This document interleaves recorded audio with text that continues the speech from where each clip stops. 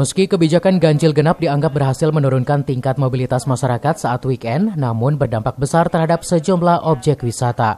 Salah satunya di Jungle Waterpark BNR, pengunjung menurun signifikan dibanding pekan sebelumnya. Jika pada pekan lalu jumlah pengunjung bisa mencapai 500 orang pada pertengahan hari, namun pada pekan kemarin hingga pertengahan hari menurun 100% lebih, yaitu hanya mencapai 200 orang. Bahkan sejumlah wahana air yang tersedia tampak sepi dari hiruk-pikuk para pengunjung.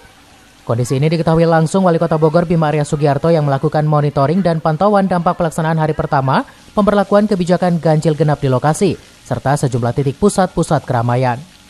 Barusan saya lihat kondisi di Jungle, ya ditemani oleh pihak manajemen, memang cukup menurun ya.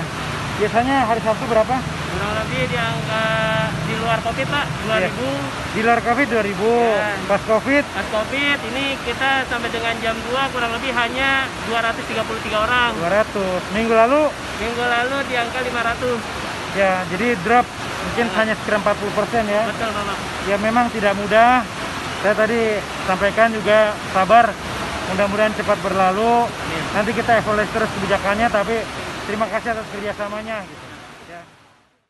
Untuk menekan angka persebaran virus corona dan terus meningkatnya jumlah pasien positif, tidak ada pilihan lain bagi Pemkot Bogor.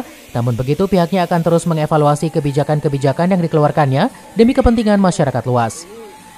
Dari Kota Bogor, Herman Bons melaporkan.